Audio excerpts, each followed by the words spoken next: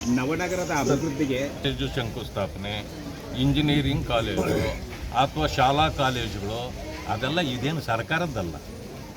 ಅವರವರು ಮಾಡಿದರೆ ನಿಮಗೇನು ಪ್ರತಿ ಹುಡುಗನಿಗೆ ಗೊತ್ತು, ಸಣ್ಣ ಹುಡುಗನಿಗೆ ಗೊತ್ತು, ಹಿರಿಯರಿಗೂ ಗೊತ್ತು ಇಲ್ಲಿ ಅಭಿವೃದ್ಧಿ ಅಧಿಕಾರರು ಯಾರು ಅಂತ. ಸರ್ಕಾರ ಅದನ್ನೆಲ್ಲ ಮಾಡ್ಬೇಕಂತಂದ್ರೆ ಭಾಳ ಮಾಡ್ಬೋದಾಗಿತ್ತು. ಸರ್ಕಾರಕ್ಕೆ ಸಮಯ ಇಲ್ಲ. ಇವ್ರ ಕಾಲು ಅವ್ರ ಕೈಯಲ್ಲಿ, ಅವ್ರ ಕಾಲು ಇವ್ರ ಕೈಯಲ್ಲಿ. ಇನ್ನು ಆ ಕೈಯಲ್ಲೇ ಅವ್ರ ಕೈಯಲ್ಲಿ ನನ್ನ ಕೈ ಬಲಪಡಿಸಿದೆ ಅಂದರೆ ಯಾವ ಕೈ ಬಲಪಡಿಸ್ಬೇಕೀಗ? ನೀವು DK ಶಿವಕುಮಾರ್ ಕಾಲೆಳೆಯೋ ಕೈಯನ್ನು ಬಲಪಡಿಸ್ಬೇಕಾ?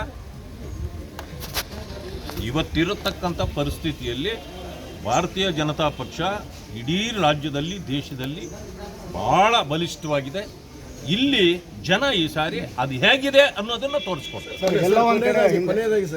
ದೋಖ ಮಾಡಿ ಬಂದವರು ಅವ್ರು ಮೊದಲು ಇದ್ದಿದ್ದು ಅವ್ರ ಸಿಂಬಲ್ ಯಾವುದು, ಅದಕ್ಕೆ ದೋಖ ಮಾಡಿ ಕೈ ಇಟ್ಕೊಂಡು ಬಂದವರು ಅವರು. ಈ ಕೈ ಅದೇನು ಪೂರ್ತಿ ಕೈ ಕತ್ತರಿಸಿದ ಕೈ, ಅದು ತುಂಡು ಕೈ, ಆಕ್ಸಿಡೆಂಟ್ ಆದಾಗ ತುಂಡಾಗಿ ಬಿದ್ದಿರ್ತದೋ ಅಂತ ಕೈ ಅದು. ಈಗ ಅದಕ್ಕೆ ಜೀವ ಇಲ್ಲ, ನಿರ್ಜೀವ ಕೈ ಅದು. ಅದರಿಂದ ಏನೂ ಆಗಲ್ಲ. ನೀವು ಕೈ ಇಟ್ಕೊಂಡು ಬಂದರೆ ಏನಾಗೋದಿಲ್ಲ.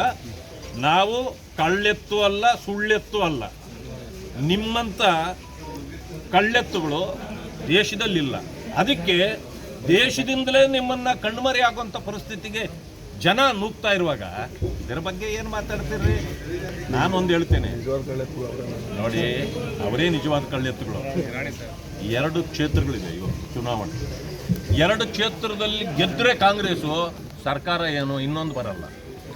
ನಾವೇನು ಗೆದ್ದರೆ ಇನ್ನೊಂದು ಸರ್ಕಾರ ಮಾಡಲ್ಲ. ಆದರೆ ಏನು ಗೊತ್ತಾ, ಜನರಿಗೆ ಒಂದು ಮೆಸೇಜ್ ಹೋಗ್ತದೆ ಇದರಿಂದ, ನಿಜವಾದ ಈ ಅಭಿವೃದ್ಧಿಯ ಅಧಿಕಾರರು ಯಾರು ಅಂತಕ್ಕಂಥದ್ದು.